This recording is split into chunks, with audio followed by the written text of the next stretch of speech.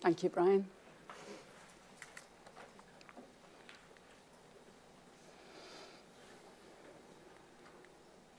"30 years, 1966 to 1996.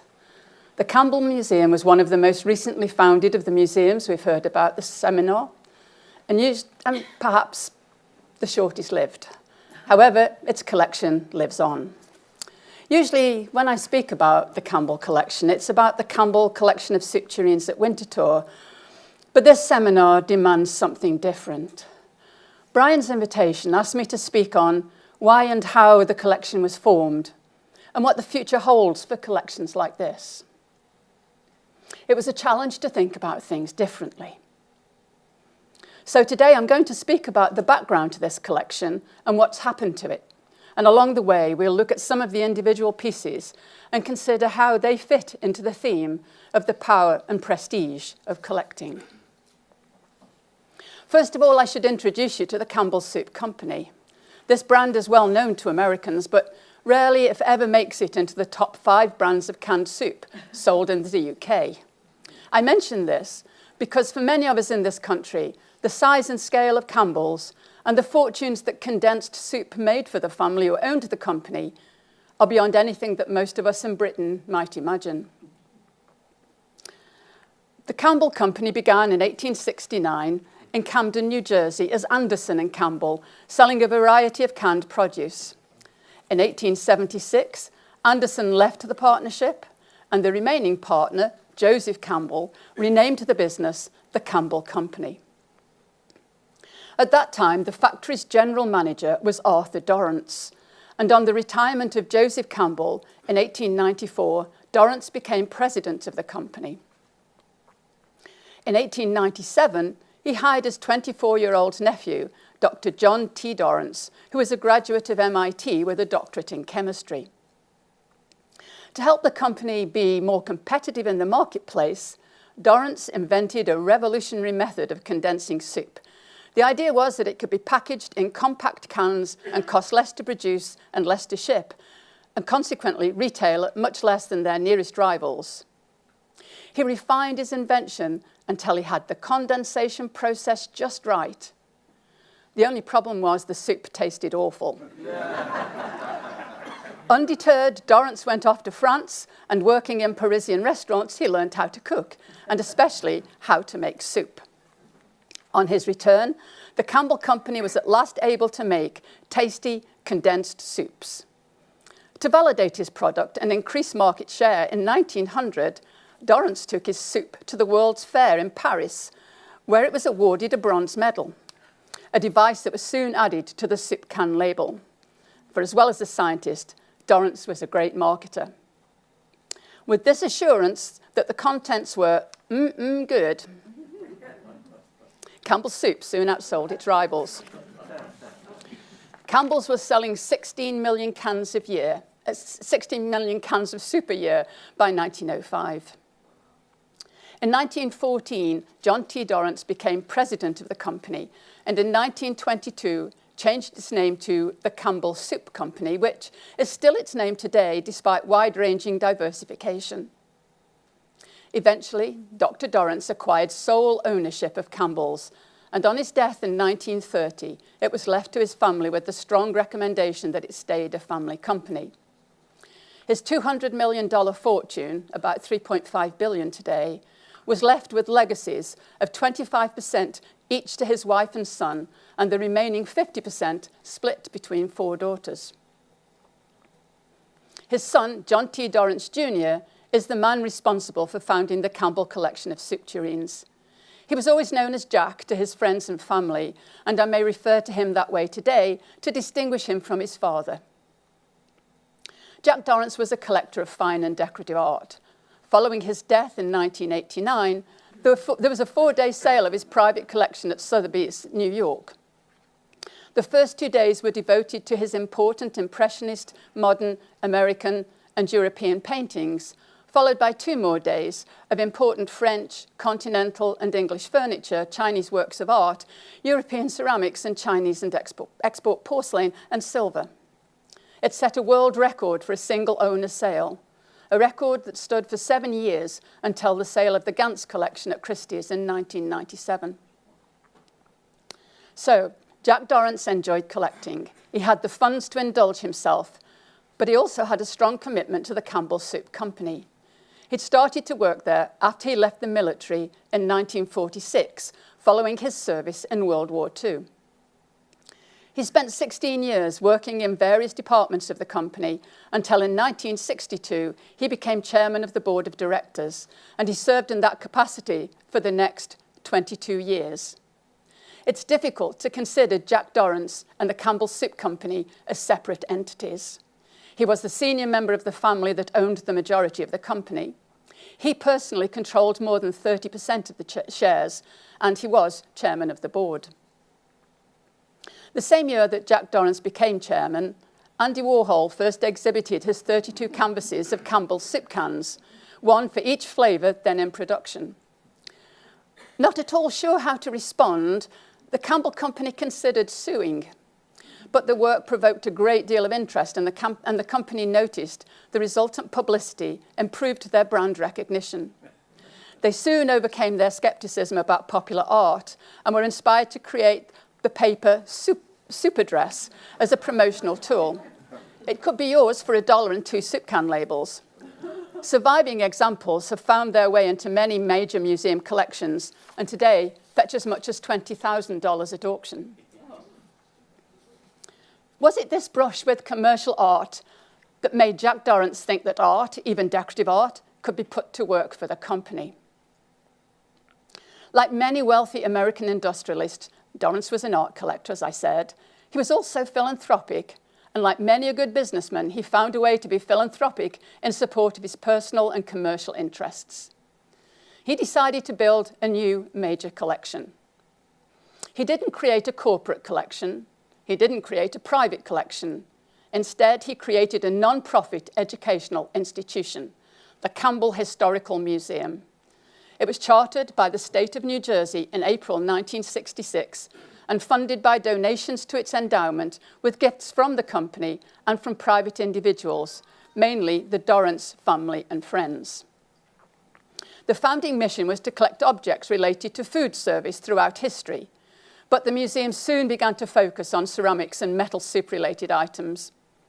The collection began in earnest in 1966 with the acquisition of silver, silver gilt, porcelain, and earthenware pieces. More than 40 objects were accessioned that year, with examples being purchased even before the museum was incorporated. The first was this, a fairly simple, classical-shaped tureen made by Hugh Wishart, a silversmith who was active in New York City between 1793 and 1810. I don't believe that it was purchased for its craftsmanship nor for the silversmith's name, but for this, a small engraving of a coat of arms and motto attributed to the Ball family, and specifically to the branch of the family of Mary Ball, mother of President George Washington. If you're looking for power and prestige in the USA, you could do worse than invoke the name of the first president, first in war, first in peace, and first in the hearts of his countrymen, and first in the Campbell Museum collection. When the tureen had sold at Sotheby's, New York in October 1965, there had been no mention of the coat of arms association with the Washington family, but the catalogue entry included, reputed to be in the possession of Thomas Jefferson, president in 1801. It was purchased by Shrubsole in New York, and while subsequent research could not verify the Jefferson link, the tentative Ball connection to George Washington's mother's family was made, and it appears on the Shrubsole invoice to the Campbell Soup Company, who purchased it for the proposed collection on February the 16th, 2 months before the museum was formally established. Never want to do anything by halves, Dorrance, or actually the Campbell Soup Company, also bought this tureen from Shrubsole's London branch, made in 1752-53 by the prominent London silversmith William Cripps. It has a much more impressive engraving showing the arms of Child quartering Wheeler. Francis Child married Elizabeth Wheeler in 1671 at St Clement Danes in London. Child was a freeman of the Goldsmiths Company and jeweller to the king, lending jewellery to King William and Queen Mary for their coronation in April 1689. Child diversified into banking, becoming a partner in a venture founded by another goldsmith turned banker, Richard Blanchard. Child married his partner's stepdaughter, Elizabeth Wheeler, daughter of yet another London goldsmith. Blanchard died in 1681, and Child, through his wife, inherited the business and most of Blanchard's other assets. In 1689, Child was knighted for his services to the government, and this was his arms. It's not suggested that this tureen was made for him, but for a descendant entitled to the arms.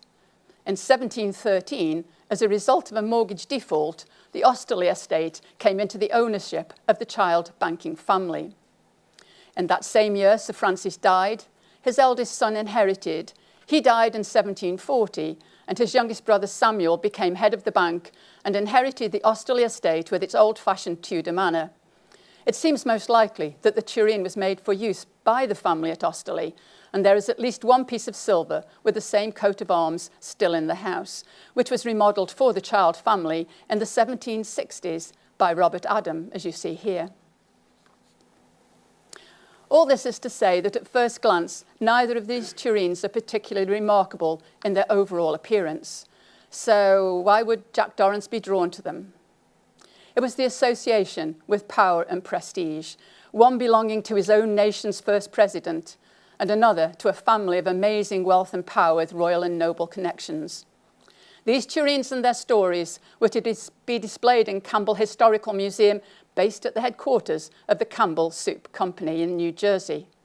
The positioning and promotion of tureens like these were intended to create a distinct identity in the mind of Campbell's target audience, building an emotional connection between their products and their consumers. Associating Campbell's with wonderful objects elevated both the company and its products. And sure enough, it seemed to work.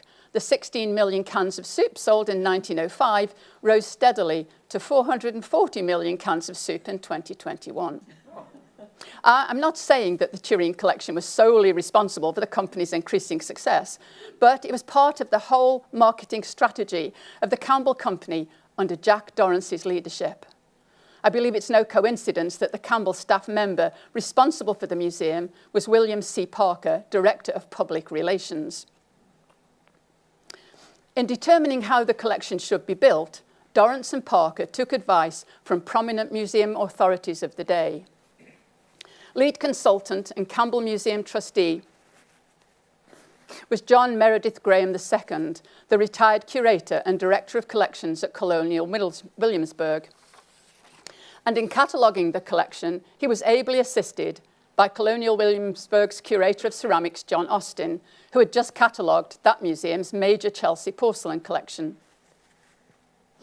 He was joined by the renowned silver specialist, Catherine Bueller, who had recently retired from the Museum of Fine Arts, Boston.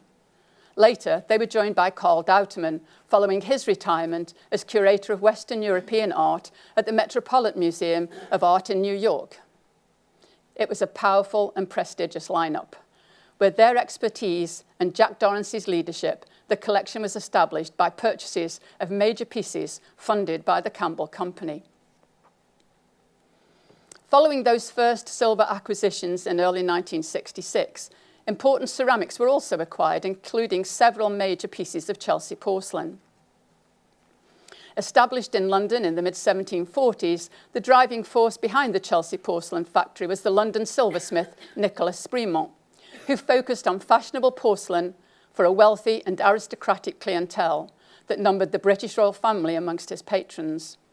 The factory sold its wares through personal commissions, London china dealers, and major auction sales. The size and scope of the sales is indicated by that held in 1755, which was advertised as a 15-day sale, Sundays excepted.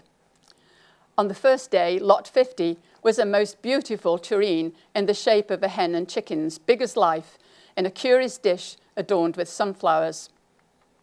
This example in the Campbell collection has the factory mark of a red anchor and is one of only 10 Chelsea hen and chicken tureens to survive, 4 of which have sunflower dishes, although some, like this in Cleveland Museum of Art, may have been assembled later. The same 1755 Chelsea catalogue offered a fine tureen in the shape of a rabbit as big as life in a fine oval dish. The Campbell Museum acquired 2 of them. Currently, there are 8 known surviving examples of Chelsea rabbit tureens, but none are complete with their dish. In the early to mid-1750s, Chelsea often used a glaze whitened and opacified with tin oxide. It lies thickly on the pieces, softening and obscuring the moulded detail, and in this case, contributing to the rabbit's docile appearance. The body of the rabbit forms the main bowl of the tureen, and the ears form a knob to lift the lid. When they were made, the lids were cut from the back of the rabbit when the clay was dry but not fired. Each one is slightly different. During firing, the bodies and the lids shrunk and deformed so that the fit was never quite perfect. You can perhaps see that on these we suffer from a degree of warping, but this makes each tureen completely unique. So, to keep the related pieces together, the matching lids and bases are painted with the same number. The Campbell examples have the factory mark of a red anchor and the numbers 4 and 7. By the late 1750s, the Chelsea body and glaze had been perfected, and it was used to great effect in creating fine table services. This tureen is from a service commissioned from the Chelsea porcelain factory in 1763 by King George II and Queen Charlotte. It was a gift for Her Majesty's brother, Duke Adolphus Frederick IV of Mecklenburg-Strelitz. And you can see that it's a fairly conventional tureen shape with relief moulding and enamel painting and gilding. The overall richness with swirling, scrolling details all contribute to the Rococo feel. In addition to the tureen, the Campbell Museum later purchased 2 matching soup plates. The service stayed with the Strelitz family until 1919, and then the sequence of events is somewhat clouded. But it appears that it was exhibited in the galleries of Albert Amor, and perhaps these pieces, along with a few others, were sold at that time. The rest of the service was eventually bought by Sir Joseph, later Lord Duveen, and in about 1944 came into the possession of James Oakes, who presented it to Her Majesty Queen Elizabeth the Queen Mother in 1947. So the matching tureen, the magnificent central epergne and additional 137 pieces are in the royal collections. These Chelsea porcelains were among many pieces purchased from the Antique Porcelain Company in New York. The company's founder, Hans Weinberg, has been described as the Joseph Duveen of antique porcelain, and his client list reads like a who's who of European royalty and nobility. So you can see why objects and their provenance might appeal to Dorrance. The first 8 acquisitions were all purchased before the formal establishment of the Campbell Historical Museum and were funded by the Campbell Company at a cost of $147,000. Today, that would represent corporate philanthropy to the tune of $1.4 million. May I remind you, this was not a corporate collection, but a non-profit educational institution, and they had barely started. These are a few more of the pieces purchased in 1966. And during the next 14 years, more than 250 tureens, soup plates, ladles and spoons were added to the collection in porcelain, silver, stoneware and earthenware from Europe, America and Asia. Most of the pieces are from the mid-18th century to the early years of the 19th century, when grand dinners and banquets were first served à la française and the dining table was laid with the first course dishes set out before the diners were seated. This plan for a table setting of 1742 illustrates how symmetry and pattern played an important part in presentation, with soup tureens dominating the tablescape. They were the first items the guest would notice, and therefore an important expression of the host's wealth and fashionable taste. By the mid-19th century, there was a new fashion of food service à la Russe, in which the plating of food was typically done at the sideboard and the seated diners were served by waiters. You can just about see the tureens in the distance here. They're not prominent, and consequently, they became less flamboyant, less stylish, less fashionable, and accordingly, they had less appeal to the Campbell Museum. And although there are 19th and even 20th century pieces in the collection, the 18th century wares are the main focus. The growing collection was to be based at Campbell's headquarters in Camden, New Jersey. I am aware that many of you will not be familiar with this city. It's in the mid-Atlantic states of the USA, almost midway between Washington and New York. Camden was a small but important 19th century manufacturing city on the banks of the Delaware River, opposite the equally built-up waterfront of Philadelphia. Its industrial growth peaked in the 1950s, and while the 1960s and 1970s post-industrial decline was international, Camden suffered more than most, resulting in increasing poverty, crime, and drug use. The city featured annually in the top 10 most dangerous cities in the US. When in 1995 I was invited to join the staff of Winter Tour and work with the Campbell Museum, Camden was commonly regarded as murder capital of the USA, a fact that was not included in my incentive package. I should say that while Camden may still not be a holiday destination of choice, it is somewhat improved in more recent years. However, I mention the situation in Camden as a contrast to what Jack Dorrance and the Campbell Soup Company were doing. While Camden was in decline, the Campbell Historical Museum was spending thousands upon thousands of dollars in rare silver and ceramics to display in the city. A gallery for the museum within the Campbell headquarters was commissioned in 1969 and completed in June 1970. Those of us who were in the museum profession in those days may remember the vogue for jewel box galleries. Gone was the idea of Campbell presenting objects related to food service throughout history. Instead, there was a gallery devoted to singular, important artifacts that represented soup, through the presentation of the finest aesthetics that money could buy. The display had red velvet walls and red carpet, with showcases standing on black plinths to give the illusion they were floating. Perhaps because of this dark treasure chest atmosphere, there appear to be no photographs of the museum's interior, but the catalogue produced for the opening of the museum may give you some idea. In the same year, 1970, by a further act of state, the collection was given a new name. The word historical was dropped, and it became simply the Campbell Museum. And while the term of the museum's charter forbade the direct marketing of Campbell products within its exhibition, the Campbell Museum's signature red was widely recognised as the corporate colour of the Campbell Soup Company. It seems unlikely that Jack Dorrance was building the collection to engage the local community. The idea of opening a brand new museum of Tureens to promote the Campbell Company locally in Camden seems redundant. Their factory water towers already did that. No, I think Jack Dorrance must have had the idea from the beginning that the collection would tour throughout America and the rest of the world if possible, and be an ambassador for the Campbell Company. And indeed, the touring began even before the museum opened. Across the Delaware River, the prestigious Philadelphia Museum of Art exhibited the collection in November and December 1969, and in turn received this gift from the Campbell Museum. There followed 25 years of sending the exhibition to major venues throughout the USA, Canada, Europe, to Asia, and even to Australia. First travelling as the Campbell Museum collection of soup tureens, by the 1980s, the exhibition was entitled Kings, Queens and Soup Tureens. The catalogue published to accompany the collection in 1969 begins in 1966 with the purchase of an American silver tureen made by Hugh Wishart of New York. The Campbell Museum collection was begun. In contrast, the 1983 edition of the catalogue opens with, "By sovereign right, kings and princes formerly enjoyed the opportunities as patrons of art, and their collections were frequently conceived on the grandest scale.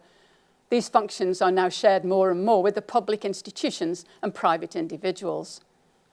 The Campbell collection was aligning itself with the highest echelons of society, and it seems that Jack Dorrance and the museum had recognised that promoting the regal provenance of soup tureens was a sure way to attract attention, and the Campbell Company could benefit from that association. Now might be a good time to take a look at just a few of the many prestigious tureens in the collection with royal and noble connections. Made by nobility for nobility and owned by royalty. This was another early purchase in 1966, when the Campbell Museum commissioned Frank Tilley to bid for them at Sotheby's, London. and a sale of porcelain from the collection of Her Royal Highness Princess Olga of Greece. The sale was listed in the June 1966 edition of the Burlington magazine, which I'm sure Jack Dorrance would have seen. The Dutcher soup tureen was the first item listed in the notice just after the name of the royal owner.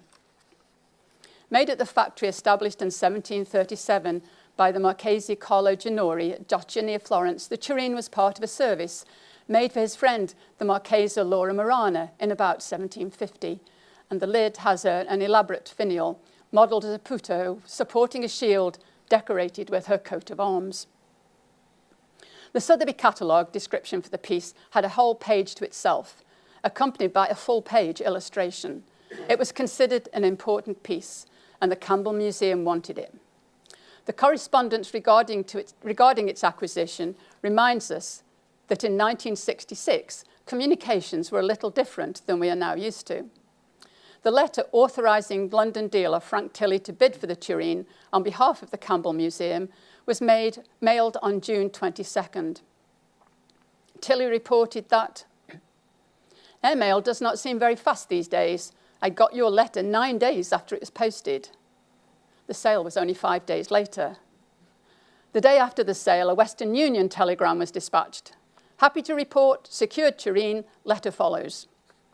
An exchange of correspondence later in July and August continues, with Tilley confirming the price, including commission, and the museum sending a cheque drawn on the account of Campbell Soup Company.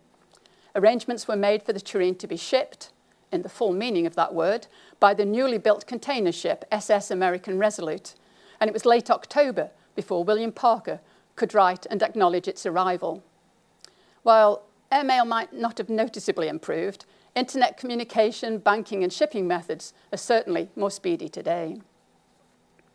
The Campbell collection continued to grow, but I can find no evidence that there was a rational acquisition policy, nor even a wish list of tureens or soup-related material.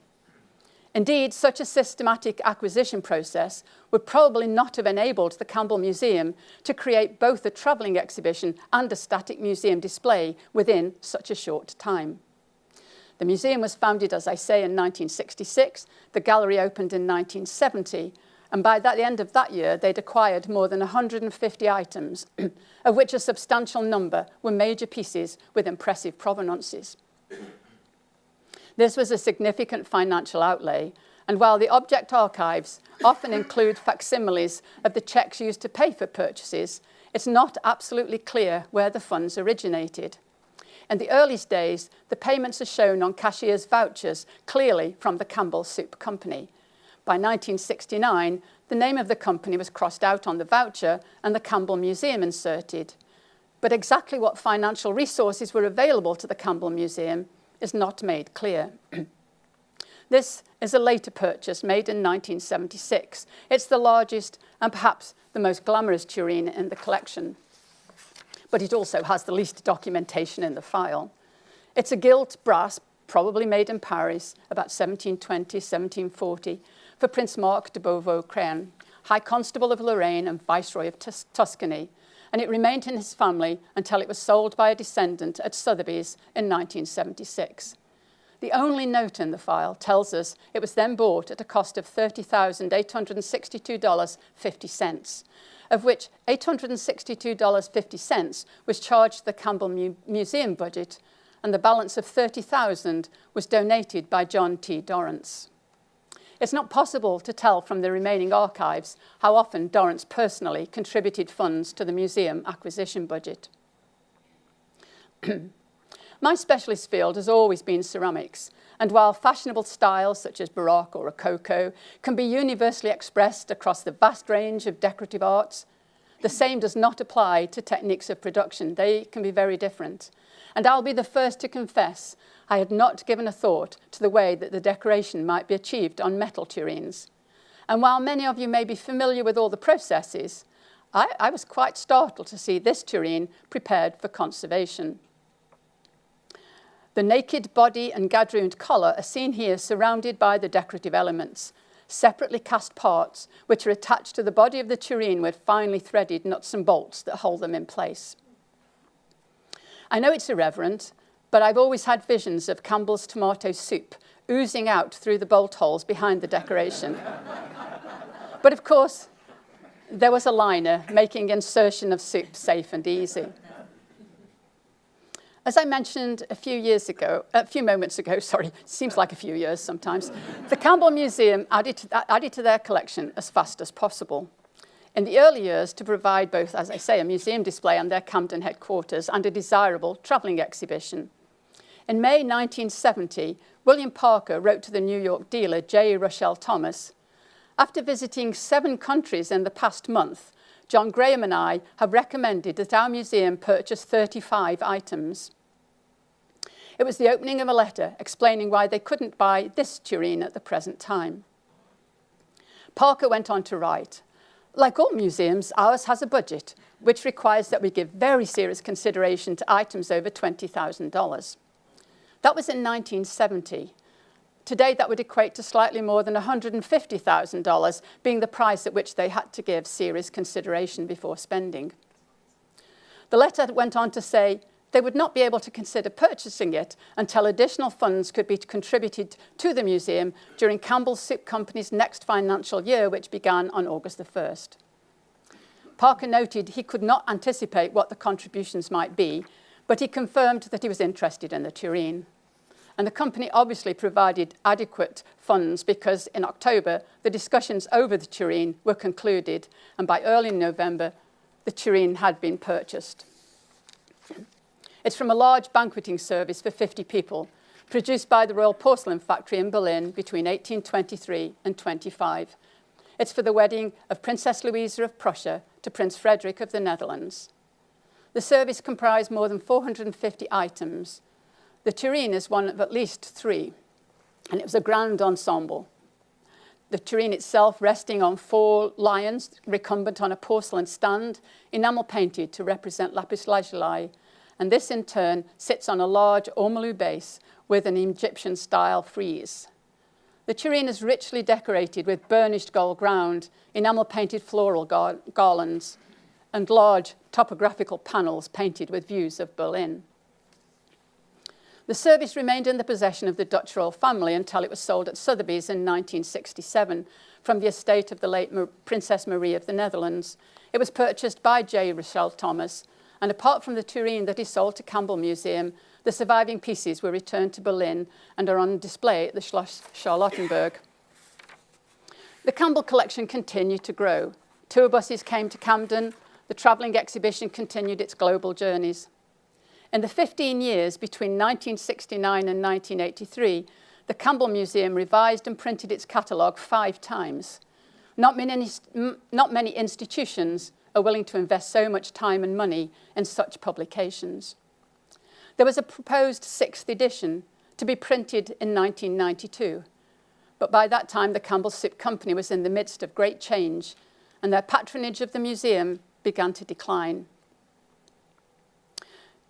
Jack Dorrance retired in 1984. His personal support for the Campbell collection continued until his death in 1989. These are some of the tureens that he and his sister, Ellen Dorrance Ingersoll, donated. Dorrance's retirement came at a time of stagnation, as I say, for the Campbell Soup Company. They needed new products to keep up with their competitors. By the end of 1989, they owned a variety of companies that were well known in America, including Swanson Frozen Food, Pepperidge Farm Bakery Products, and my favourite, Godiva Chocolates. But the facilities at Camden and other production centres were outdated and needed extensive modernisation, or, as happened, closure and rebuilding elsewhere. At Jack Dorrance's death, the family still owned the majority of shares in the company, but there was no agreement how to move forward. The extended family was scattered across the USA, and most of them expressed little interest in becoming involved in the Camden, New Jersey business. Some even indicated that they were in favour of selling their stock. By default, Jack Dorrance's second son, Bennett Dorrance, became their leader, trying to keep Campbell's as a family company, but recognising the need to modernise. In January 1990, David Johnson was elected president and CEO. He had enjoyed great success as a leader of a similar company. At Campbell's, he oversaw the divestment of ancillary businesses, such as the company's fruit and vegetable farms. And by June 1991, he had closed or sold 20 plants worldwide, reduced the company's workforce by more than 15%, and pulled unprofitable lines from factory stores. While Johnson purported to support marketing, he also cut Campbell's advertising budget. Camden was still to be the company headquarters, but there was no place for a museum gallery or for a collection that did not belong to the company and yet was funded by them. Kings, queens, and soup tureens were about to be deposed. However, the certificate of incorporation of the museum included a clause relating to any dissolution or liquidation of the museum or its assets. They had to be transferred to a non-profit or charitable organisation with a similar mission. Accordingly, in 1994, the Campbell Soup Company began to look for a new home for the Tureens. Eventually, Campbell's decided to work with Winterthur. Less than 40 miles east on the other side of the Delaware River, the 1,000-acre estate of Winterthur Museum, Garden and Library included an established museum, and it offered a permanent display space for a selection of the Tureens. The available space was an empty glass corridor built to link the rear of the historic house part of the museum to the research building with its conservation, library and scientific departments. Shortly after I arrived, the negotiations began about who should undertake which expense related to the move. There was the transport, the conservation of the Tureens, their documentation and storage, and of course the display, which included contracting a designer and installing new showcases, and there was also the production of a new catalogue. This was not an inexpensive proposition, especially as Winterthur Museum's director, Dwight Landman, formerly director of Corning Glass, insisted on cases made of hand glass. It was deemed essential that the views to the garden through the glass walls of the space were preserved, so the glass cabinets were required. But Dwight didn't want to look down a succession of showcases that gradually assumed a deeper green tint with a cumulative number of glass panes. So hand clear white glass cases it had to be at a cost of $800,000. In all, the company, or the Campbell Museum Endowment, it's still not clear which, transferred in excess of $1.2 million to cover all costs, and Winterthur provided experienced staff to manage the collection in perpetuity. As you may imagine, after more than 25 years on the road around the world for temporary displays, with all the handling, packing and shipping that were involved, every single tureen needed attention, from simple cleaning to complex restoration.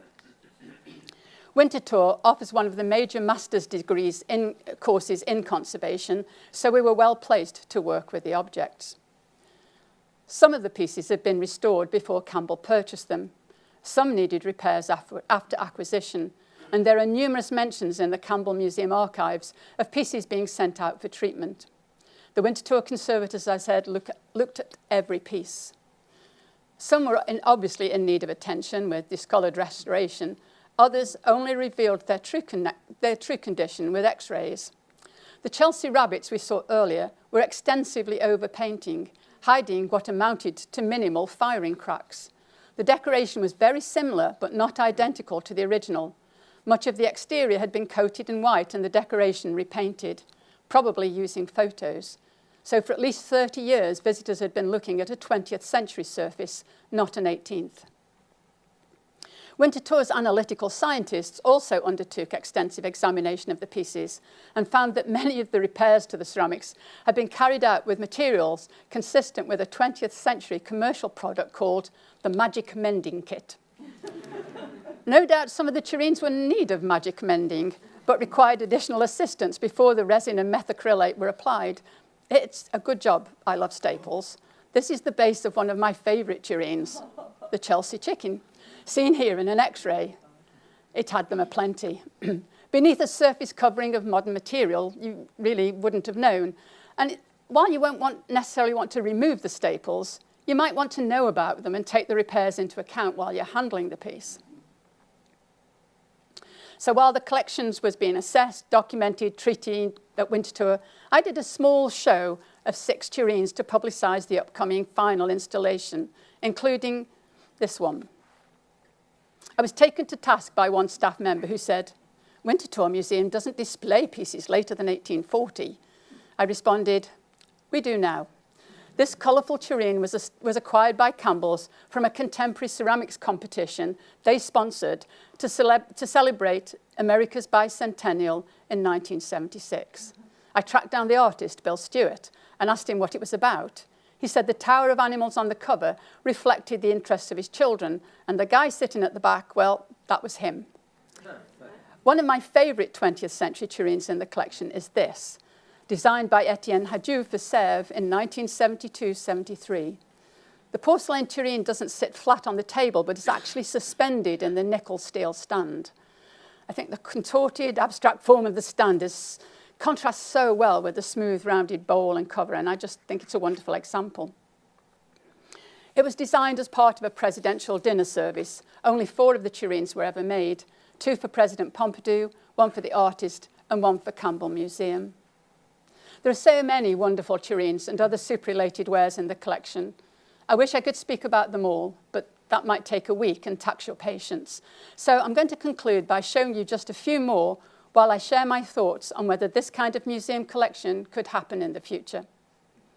Of course, none of us can predict the future, but currently I don't see the environment in which a similar collection might be made. I just can't imagine a 21st century corporate entity financially supporting the acquisition and hosting of a permanent installation of significant items that belonged to a separate non-profit body. The closest to this might be the much grander Crystal Bridges Museum of American Art, founded in 2011 by Alice Walton, generously supported by the Walton Family Foundation with a gift of $800 million to the endowment. This might be a unique situation. Certainly the Campbell Museum did not enjoy the security of this kind of asset. Crystal Bridges is in Bentonville, Arkansas, the town where Sam Walton opened his first Walmart store in 1950. After a controversial beginning, the museum is well established and its mission and endowment have expanded. It appears to have a stable future, but who knows? It seems to me that the power and prestige of a museum collection is associated with a commercial company might be governed by at least a couple of things. First, the need to have someone powerful within the company as an advocate for the museum. This is itself fraught with complications, as it's not guaranteed that the next generation of company owners or managers will include someone with a similar enthusiasm. Secondly, the museum objects themselves should probably have an inherent prestige. Are they grand? Do they catch the attention of the public and bring prestige to the company? But what happens if the company fails? A 2016 study by McKinsey found that the average lifespan of companies listed in the S&P 500 was less than 18 years. Here in England, after the Waterford Wedgwood Company went into liquidation in 2009, we saw the Wedgwood Museum, which we thought was an independent entity, almost lost because of the staff's links to the Wedgwood Company pension plan. It was saved for the nation by public and professional outcry, but there was no saving the Minton and Dalton Museum collections, which were sold with the decline of Royal Dalton.